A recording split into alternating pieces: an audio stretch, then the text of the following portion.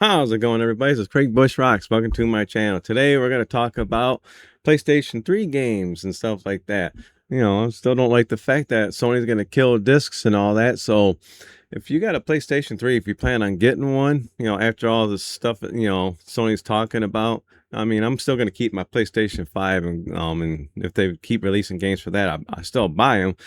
But once they go digital, I don't have nothing to worry about too much. I got stuff I can fall back on. But if you're looking for some games for the PlayStation 3, some of these games are on Xbox 360 too. So those are good systems to collect for Xbox 360 and PlayStation 3. I'm just going to show you a good demonstration of why PlayStation 3 right here, these games right here, why it's so awesome to collect for and stuff like that. Because when you look at how many of these games came out on the PlayStation 5 or the Xbox Series X compared to what came out in the 360 and the PlayStation 3, it's a world of difference. I pulled out just a couple of franchises right here just to give you a demonstration. The first franchise I'm going to talk about is Transformers games. For crying out loud. Did we even get Transformer games on the PlayStation 5? I don't think we did. You can look it up and let me know in the comments below, but it doesn't hold a candle to what I got right here for a stack of Transformers games. Just a whole bunch of them. Whether some of these are good or bad, the point is like there's a bunch of them right here. A bunch of them. I'll show you the games that I'm talking about. So if you're going to go out and collect PlayStation 3 or Xbox too, you can find out some of these games I show on are on Xbox. You can find out. You can look it up. But most of these were published by Activision, so you never know. Maybe these will be on Xbox 360. I'm not gonna go look it up, man. But I'm showing PS3 games. So, but if you got a PS3, these are awesome games to look for. You can play them. Like I said, you can be your own opinion if it's good or bad and stuff like that. But Transformers: Fall of Cybertron. Now, compared to prices of some of these games are a little bit higher, like $30, $40. Take that, and in fact, when you get one game, it costs $70 to $80, on average now for a game or something like that. Maybe a $60 game here and there, but and the game might not be any good. At least here, you can look up gameplay and stuff like that. Look up some reviews and things like that. Then you can, if you have it already, you can play it and you can conjure up your own opinion about it and stuff like that. But yeah, Fall of Cybertron. That's just one right there. Oh boy, another Transformer game. Like seems like whenever the movies came out, they have a game that came out. So yeah, how about the Rise of the Dark Spark? Like I said, they're Transformer games. It can't be too bad. I mean, they're just robots in disguise. It's like, but it's still pretty cool. We could see a whole bunch of games that came out. It's like, I don't think there's too many movie-based games anyways, when you think about it. Coming out. I don't know. I have to look on my PS5 collection to find out, but we're talking about PS3, but Rise of the Dark Spark. Then we got Transformers: Revenge of the Fallen. Yay. We're already three games in. It's probably more than some of those franchises that come on PlayStation 5. Unless you go Altair, and there's a few other outcries, but I'd talk about that in another video. But this is a PS3 video for right now. But check that out. I must have ordered this on eBay because this thing's all wrapped up pretty nice and neatly. But pretty nice. Then we got Transformers the game. Probably one of the first Transformers the game on the PS3. So pretty protect or destroy. Change form instantly. So yeah, change form instantly, but pretty cool. I likey. Well, we're not done with Transformers yet. We got Transformers Dark of the Moon. You can pause and write down these games if you're going to look for these games so you can play them on your PS3. Or if you're going to get a PS3, you can pause and look at these games and find out. It's like, hey, I might want to get this game. Maybe try it out. But pretty cool. Yep, I got one more here. Transformers: A War for Cybertron. Nice. Like I said, some of these might be a little pricey, but considering what games cost these days, that's nothing. You can have yourself a PlayStation 3 game you can play, and they're not going to take it away from you. It's right here. So that's like, let me see here. So that's One, two, three, four, five, six Transformer games on the PlayStation 3. Okay, the next franchise I'm going to go through is Spider-Man. Another one that has a couple of games that are up there in value, but when you consider how much games cost today, I don't think it's going to really matter. So, no particular order. I got Spider-Man 3, my collector's edition right here. Now just think about how many Spider-Man games came out on the PlayStation 5 and 4 and compared to what I got on just the PlayStation 3, okay? So, got Spider-Man 3. Some of these games are not great, but hey, they're Spider-Man games still. You can still play as Spider-Man. Check it out. We got Spider-Man Web of Shadows. Like I said, we're getting into the higher territory, but if you shop around, you can find these games cheap if you look around good enough. If you're not interested in the case, you might find a disc only. You can pay for like half the price as long as you can play it. You got a disc. But here's Web of Shadows right here. If I ever do a video on pricey PS3 games, a couple of these Spider-Man games will be in it. But, I mean, it's still manageable considering... for how games are being priced these days. Even Nintendo's not innocent of that. But got Spider-Man Shattered Dimensions. Nice. I'm still going through Spider-Man games here. Remember, just keep track of how many Spider-Man games I'm going through. Got Spider-Man Edge of Time. Holy smokes. And most of these are all like Activision. Oh, no manual. So I have to go online to find if there's a manual for this one. I didn't realize I didn't have a manual for it. Man, gives me something to hunt for my PlayStation 3 collection. Fun times. But yeah, Edge of Time. We're still going. Amazing Spider-Man 2. This one, I guess, got low review score, so you might be able to get this game for cheap. I've got it for like Wii U, and I think...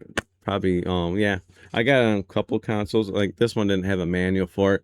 To how to access manual, I know this one didn't have one, but still Amazing Spider-Man 2. We're not done yet. The Amazing Spider-Man. So we're still going with the Spider-Man there. So pretty sweet. This one's complete. So how many Spider-Man games was that for the PlayStation 3? I mean, we can compare that. See, PlayStation 5 had Miles Morales, Spider-Man 2, remastered of Spider-Man, whatever. But this one right here has got 1, 2, 3, 4, 5, 6 Spider-Man games on just the PlayStation 3. Okay, next we're gonna go with some Need for Speed. EA, you need to listen. You need to do some more Need for Speed, for crying out loud, because you had a whole bunch on the PlayStation 3 and Xbox 360 for crying out loud. Holy smokes. What is going on with you guys over at EA? You used to pump out these games like they're nothing. Like, whatever, man. It's like we got Need for Speed Undercover. We'll just go through these real quick. We got Need for Speed Pro Street. We got Need for Speed Rivals. My God, EA. Just those 3 games, I think you put more games on the PS3 than he did on the current consoles. Need for Speed Shift 2, basically Shift 2 Unleashed, but Need for Speed. I swear to God, man, EA, what are you doing? Need for Speed Carbon. This is why I say it's awesome to collect for these older systems, the PlayStation 3 and Xbox 360, because just these Need for Speeds alone by himself, just, you know, some of these got online servers, but I believe you can still play them without the servers or whatever if they're still shut down. I think you can still play them, but still, man, you can play all these games. And probably you could play them for a long time. But then we got Need for Speed The Run. Yeah. Oh, man. Need for Speed Hot Pursuit. I can keep going right now for Need for Speeds. Oh my goodness. How about Need for Speed Most Wanted? All right. And the last one I'm going to show is Need for Speed Shift. Nice. So those are all the Need for Speed games. As far as I know of, I think I pulled them off the shelf there. There's quite a few of them. So how many Need for Speed games is that? 1, 2, 3, 4, 5, 6, 7, 8, 9 Need for Speed games that came out on the PlayStation 3. I say I would drop the mic, but how many Need for Speeds are on the PlayStation 5? One? I don't know if there's 2 in 6 years. 9 for PlayStation 3. Oh, and that last franchise I'm going to talk about are all these Ratchet and Clank games. Another Sony franchise. I wish they would just make more of, but they made a couple of them. Ratchet and Clank on PS4 and some Ratchet and Clank on PS5. On the PS3, remember one I had to import. So 1, 2, 3, 4, 5, 6, 7 Ratchet and Clank games on the PlayStation 3. I'm going to go with the import that I didn't pay very much for, like $40 or something, like maybe less than that. But Ratchet and Clank Quest for Booty. So it's an import. It's English import. So this one you might have to buy outside our US type games and stuff like that. So Ratchet and Clank Quest for Booty. There's one. Run out of space. Ratchet and Clank. Oh, Full Frontal Assault.